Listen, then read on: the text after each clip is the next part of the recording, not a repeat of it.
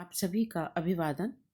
स्नातक द्वितीय वर्ष के अंतर्गत हम छंदों का अध्ययन कर रहे हैं और आज हम मंदाक्रांता छंद का अध्ययन करेंगे।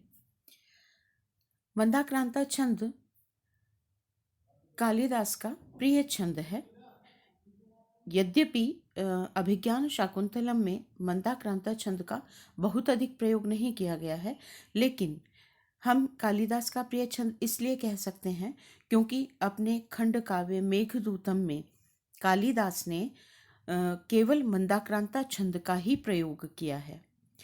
और मंदाक्रांता छंद की यह विशेषता है, जैसा कि इसके नाम से ही स्पष्ट है, मंद आक्रांता, जो धीरे धीरे आक्रांत होता है, धीरे धीरे चलता है, किंतु आपके मन मस्तिष्क को पूरी तरह से अपने अधिकार में ले लेता है। अत्यंत कोमल और मसृण भावों के लिए इस छंद का कालिदास ने प्रयोग किया है। मंदाक्रांता का प्रयोग करने में कालिदास सिद्धहस्त हैं। कोमल और मसृण भावों की अभिव्यक्ति के लिए इसलिए कहा क्योंकि यह भी विशेषता है। देखिए, जो छंद का प्रयोग है, भावों के अनुकूल ही छंद का प्रयोग यदि कवि के द्वारा किया जाता है तो वह उन भावों को बहुत आसानी से संप्रेषित करने में सक्षम हो पाता है। तो जब कालिदास ने मंदाक्रांता का प्रयोग किया, पूर्व मेघ और उत्तर मेघ दोनों के ही लिए उन्होंने मंदाक्रांता छंद का प्रयोग किया। पूर्व मेघ में हम कह सकते हैं यक्ष के जो मन था, यक्ष का जो मन था, वह संभोग श्रृंगार की अभिव्यक्ति की ओर अधिक झुका हुआ था। तो संभोग श्रृंगार की अभिव्यक्ति के लिए भी कालिदास ने मंदाक्रांता का प्रयोग किया। और उत्तर मेघ में विप्रलंभ श्रृंगार की अधिकता है, तो विप्रलंभ के लिए भी उन्होंने मंदाक्रांता छंद का प्रयोग किया। जो गेयता है मंदाक्रांत की, वह बहुत सुंदर है, क्योंकि प्रारंभ में ही 4 पर, फिर 6 पर और फिर 7 पर यति आती है। तो हम कह सकते हैं कि बहुत धीरे धीरे यह छंद आगे बढ़ता है, बहुत स्थैर्य के साथ, स्थिरता के साथ इसका प्रयोग या इसकी गेयता है, यह कहा जा सकता है। और साथ ही यह 17 वर्णों का छंद है, और 17 वर्णों की जो संयोजना है वह न बहुत अधिक छोटी वर्ण संयोजना है और न ही बहुत दीर्घ वर्ण संयोजना है। तो जो भावों की अभिव्यक्ति है वह पर्याप्त मात्रा में आसानी से या भली भांति की जा सकती है। ऐसी वर्ण संयोजना है 17 वर्णों की। 17, 15 से अधिक और 19 से कम या 19 तक के वर्ण जो होते हैं वो ऐसे हैं जहां भावों की पूर्ण अभिव्यक्ति संभव हो पाती है। इंद्रवज्रा जैसे कहें बहुत छोटा छंद है, या हम कहें कि स्रग्धरा है, बहुत बड़ा छंद है। लेकिन मंदाक्रांता, मालिनी, ये ऐसे छंद हैं जहाँ न बहुत छोटे हैं जो और न ही बहुत बड़े हैं। तो वहाँ भावों की संपूर्ण अभिव्यक्ति एक ही पद्य में या एक ही पंक्ति में जो कवि है वह कर पाता है। इस दृष्टि से मंदाक्रांता छंद बहुत क्या कहते हैं हम कि बहुत अच्छा वर्ण संयोजन कहा जा सकता है लेखन की दृष्टि से। तो कालिदास के द्वारा मंदाक्रांता छंद का बहुत अच्छा प्रयोग किया गया है। अब हम इसके लक्षण की ओर चलें तो देखिए, लक्षण है इसका, मंदाक्रांताम बुधिरस नगैर्मो भनौ तौ गयुग्मम। मंदाक्रांता छंद का नाम है और उसके बाद अंबुधि, रस और नग, इन 3 पदों का प्रयोग किया गया है। अंबुधि का तात्पर्य होता है समुद्र, रस जो रस है उसके लिए प्रयुक्त है, और नग कहेंगे पर्वत को। तो अंबुधि जो हमारे संस्कृत साहित्य में कहा गया, अंबुधि 4 का, क्योंकि 4 समुद्र कहे गए, पूर्व, पश्चिम, उत्तर और दक्षिण, तो 4 समुद्र कहे गए, इसलिए अंबुधि जो है वह प्रतीक रूप में 4 को अभिव्यक्त करता है। रस यद्यपि 2 रूपों में प्रयुक्त है, एक पाकशाला के रस और दूसरे काव्य के रस। पाकशाला के या आयुर्वेदिक रस 6 कहे गए हैं और जो काव्य के रस हैं वे 9 कहे गए हैं। कटु, कषाय, लवण, तिक्त, अम्ल, मधुर, ये जो 6 रस हैं ये पाकशाला के या आयुर्वेदिक रस कहे गए हैं। तो यहाँ उन्हीं रसों से तात्पर्य है और रस का तात्पर्य प्रतीक रूप में हो गया 6 वर्ण। और नग, पर्वत, तो 7 प्रमुख पर्वत कहे गए हैं, इसलिए जो नग है वह 7 को अभिव्यक्त करता है। तो अंबुधि, रस और नग अर्थात 4, 6 और 7 पर इसमें यति होती है। उसके बाद कहा मो का तात्पर्य है मगन, और भनौ, भ और न इन दोनों का द्विवचन कहा गया अर्थात भगण और उसके बाद नगण। फिर कहा तौ, तो त का तात्पर्य हुआ तगण और तौ का तात्पर्य होगा द्विवचन, तो तगण और तगण। और फिर ग युग्मम, ग का युग्म अर्थात गुरु का जोड़ा। तो जिस छंद में क्रमशः मगण, भगण, नगण, तगण, तगण और गुरु के जोड़े के साथ कुल 17 वर्णों का प्रयोग होता है, प्रत्येक चरण में वह मंदाक्रांता छंद होता है और इसमें 4, 6 और 7 पर यति होती है। यह इस लक्षण का तात्पर्य हुआ। प्रत्येक चरण में 17 वर्णों की संयोजना है, इसलिए यह समवृत्त हुआ, क्योंकि प्रत्येक चरण में बराबर वर्णों का प्रयोग होगा, तो यह समवृत्त छंद कहलाएगा। यह मंदाक्रांता छंद है। अब देखिए हम लक्षण को लक्षण पर घटित करें तो मंदाक्रांता बुधिरस नगैर्मो फनौ तौ गयुग्मम। अब यहाँ पर म, उसके बाद न व्यंजन है, इसलिए मकार गुरु होगा। दा गुरु वर्ण है तो गुरु का प्रयोग होगा। और क्रांता के आगे, क्रा के आगे नकार व्यंजन है, संयुक्त वर्ण है, तो ये तीनों मिलकर गुरु गुरु गुरु अर्थात मगण बनेंगे। इसके बाद ता दीर्घ वर्ण है, गुरु होगा। म क्योंकि व्यंजन है, संयुक्त वर्ण है आगे अंबुधि में मकार, तो यह भी इस दृष्टि से भी ता को गुरु करेगा। बु यहाँ पर ह्रस्व स्वर का प्रयोग है तो यह लघु होगा। और धी यह भी ह्रस्व का प्रयोग है इसलिए लघु होगा। तो गुरु लघु लघु यह हुआ भगण। मगण का चिन्ह है गुरु गुरु गुरु और भगण का चिन्ह है गुरु लघु लघु। इसके बाद र ह्रस्व स्वर है, लघु होगा। स ह्रस्व स्वर है, लघु होगा। और न यह भी ह्रस्व स्वर है इसलिए लघु होगा। तो यह हो गया नगण। नगण का वाचक है लघु लघु लघु। गई दीर्घ वर्ण है, गुरु होगा। मो दीर्घ वर्ण है, गुरु होगा। भ ह्रस्व स्वर है इसलिए लघु होगा। तो गुरु गुरु और लघु यह कहलाएगा तगण। तगण का वाचक है गुरु लघु लघु। नौ यह दीर्घ वर्ण है तो गुरु होगा।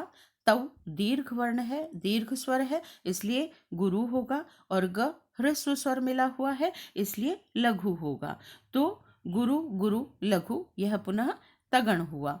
तो 2 तगण का प्रयोग हुआ। युग्मम यु यद्यपि ह्रस्व है लेकिन आगे संयुक्त वर्ण है, व्यंजन है बिना स्वर का, इसलिए आधा उसका जो व्यंजन की मात्रा है वह यु के साथ लगेगी, इसलिए यह गुरु हुआ। और म क्योंकि अनुस्वार वर्ण है, आगे मकार है हलंत, इसलिए यह भी संयुक्त के कारण दीर्घ होगा। तो दीर्घ में गुरु का प्रयोग होगा। तो यह 2 गुरु के जोड़े हुए।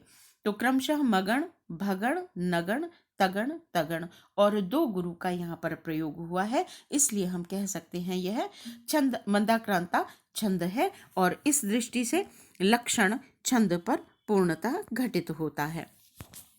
अब यहाँ पर देखिए उदाहरण की ओर यदि हम चलें तो अध्याक्रांता वसतिर् अमुनापि आश्रमे सर्वभोग्ये रक्षा योगाद अयमपि तपः प्रत्यहं संचिनोति अस्यापि द्यां स्पृशति वशिनश्चारण द्वंद्वगीतः पुण्यः शब्दो मुनिरिति मुहुः केवलम राजपूर्वः।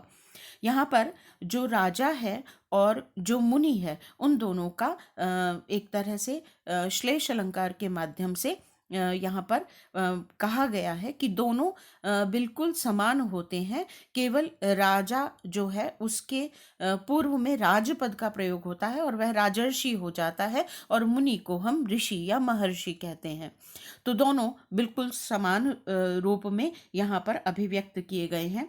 क्या कहा है कि जैसे मुनि है वह सर्वभोग्य संन्यास आश्रम में निवास करता है, सन्यासी होता है, और जो राजा है वह सर्वभोग्य गृहस्थ का वासी होता है। मुनि प्रतिदिन तप के माध्यम से पुण्य का संचय करता है या तपस्या करता है, और जो राजा है वह रक्षा रूपी योग के माध्यम से तप का संचय करता है। मुनि योग के माध्यम से तप संचय करता है, समाधि के माध्यम से, और राजा जो है वह रक्षा करता हुआ प्रजाजन की तप का संचय करता है। जो राजा है उसका जो प्रशंसा गीत है वह चारण और द्वंद्वों के द्वारा गाया जाता हुआ द्युलोक को स्पर्श करता है, और ऐसे ही जो महर्षि होते हैं उनका जो यश है वह भी उनके शिष्यों के द्वारा गाया जाता हुआ आकाश को, द्युलोक को स्पर्श करता है। केवल मुनि से पहले राजा के लिए राजपद जुड़ा हुआ होता है। यह इस पद्य का भाव है। अब यहाँ पर देखिए हम लक्षण को घटित करें। अकार इसके आगे ध संयुक्त वर्ण है, अर्थात बिना स्वर का व्यंजन है, इसलिए यह अकार को दीर्घ करेगा, और वहां गुरु का प्रयोग हुआ। या दीर्घ स्वर है यहाँ, इसलिए गुरु होगा, और क्रांता में क्रा के आगे नकार है, इसलिए यह भी दीर्घ होगा। तो यहाँ पर गुरु गुरु गुरु यह 3 वर्ण हुए, और यह हुआ मगण। ता यहाँ पर दीर्घ स्वर है, गुरु होगा। व ह्रस्व स्वर है, लघु होगा। स ह्रस्व स्वर है, लघु होगा। तो गुरु, लघु और लघु यह भगण का वाचक हुआ। ती यहाँ पर लघु है, र यहाँ ह्रस्व स्वर के कारण लघु है, और मु यह भी ह्रस्व स्वर है, इसलिए लघु होगा। तो यह नगण हो गया, लघु लघु लघु। ना के आगे, ना स्वयं में दीर्घ है और आगे प है, संयुक्त वर्ण है, इसलिए भी गुरु होगा। या दीर्घ स्वर है, गुरु होगा। और श्र, श्र में संयुक्त वर्ण है, इसलिए भी यह या को दीर्घ करेगा, और श्र में ह्रस्व स्वर है, इसलिए यह लघु होगा। तो गुरु गुरु और लघु यह तगण हुआ। फिर में दीर्घ स्वर है, गुरु होगा। सर्वभोग्य, सर्व में सकार यद्यपि ह्रस्व है, लेकिन आगे रकार है, तो वह संयुक्त वर्ण के कारण स को दीर्घ करेगा, और वह जो है ह्रस्व स्वर है, इसलिए यहाँ भी लघु होगा। तो गुरु गुरु लघु यह पुनः तगण हो गया। और फिर भो दीर्घ है, गुरु होगा, और ये दीर्घ है, इसलिए गुरु होगा। इस यहाँ पर 2 गुरु का प्रयोग हुआ। तो यह मो भनौ तौ गयुग्मम। मो मगण, भनौ भगण और नगण, तौ तगण तगण, और गयुग्म अर्थात गुरु गुरु। तो यह कुल 17 वर्णों का यहाँ पर प्रयोग किया गया। अगला चरण देखिए, रक्षा योगाद। क्ष संयुक्त व्यंजन है, इसलिए र को दीर्घ करेगा, औरक्षा दीर्घ स्वर है, इसलिए गुरु होगा। तो र भी गुरु,क्षा भी गुरु, और यो यह भी दीर्घ स्वर है, तो गुरु हुआ। तो यहाँ पर गुरु गुरु गुरु मगण का प्रयोग हुआ। गा दीर्घ स्वर है, गुरु होगा। द ह्रस्व स्वर है, लघु होगा। य में ह्रस्व स्वर है, लघु होगा। तो गुरु लघु लघु यह भगण हुआ। म ह्रस्व स्वर वाला वर्ण है, इसलिए लघु। पी ह्रस्व स्वर सम्मिलित है, लघु होगा।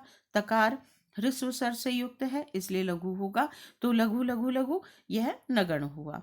प विसर्ग वर्ण है, इसलिए यहाँ पर गुरु होगा, और आगे प्रत्यहम का प्र संयुक्त व्यंजन है, वह भी प को दीर्घ करेगा।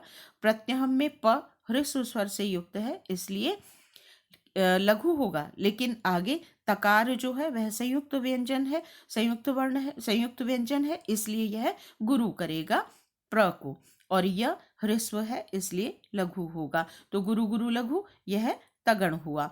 और इसके बाद हम अनुस्वार युक्त है, गुरु होगा। सम अनुस्वार युक्त है, गुरु होगा। ची ह्रस्व से युक्त है, इसलिए लघु होगा। तो गुरु गुरु और लघु यह भी तगण हुआ।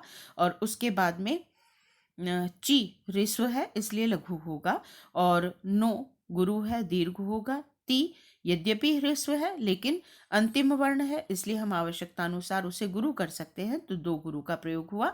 यह भी 17 वर्णों का प्रयोग हुआ। अगली दो पंक्तियां यदि हम देखें तो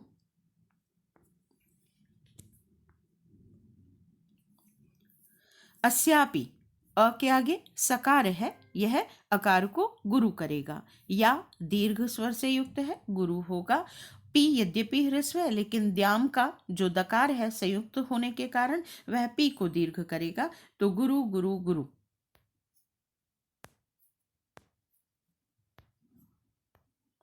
गुरु गुरु गुरु यह मगण हुआ। याम दीर्घ है, गुरु होगा। स भी जो है वह या को दीर्घ करेगा। प्री ह्रस्व स्वर से युक्त है इसलिए लघु होगा। श ह्रस्व स्वर से युक्त है, लघु होगा, तो गुरु लघु लघु यह हुआ भगण। ती ह्रस्व स्वर से युक्त है, लघु होगा। व ह्रस्व है, लघु होगा। शी ह्रस्व है, लघु होगा, तो लघु लघु लघु यह नगण हुआ। न आगे शकार है संयुक्त, इसलिए वह न को दीर्घ करेगा। चा दीर्घ स्वर से युक्त है, गुरु होगा। र ह्रस्व स्वर से युक्त है, लघु होगा, तो गुरु गुरु लघु यह तगण हुआ। ण के आगे द्व है, द्व क्योंकि संयुक्त वर्ण है इसलिए ण को दीर्घ करेगा। और व के आगे नकार है, यह भी वकार को दीर्घ करेगा। और व जो है वह ह्रस्व है इसलिए लघु होगा, तो द्वंद्व यह गुरु गुरु लघु तगण हुआ। और गी यहाँ पर दीर्घ है इसलिए गुरु हुआ, और तह अनुस्वार से विसर्ग से युक्त है इसलिए गुरु होगा, तो दो गुरु होकर यहाँ पर यह 17 वर्णों का प्रयोग हुआ। पुण्य णकार ह्रस्व संयुक्त व्यंजन है इसलिए पू को गुरु करेगा, दीर्घ करेगा, इसलिए गुरु होगा। यहाँ पर यह विसर्ग युक्त है इसलिए यकार दीर्घ होगा, गुरु होगा। और श के आगे ब है इसलिए संयुक्त होने के कारण यह भी दीर्घ होगा, तो गुरु का प्रयोग हुआ। गुरु गुरु गुरु मगण हुआ। दो दीर्घ है, गुरु होगा। मु ह्रस्व है, लघु होगा। नि ह्रस्व है, लघु होगा, गुरु लघु लघु भगण हुआ।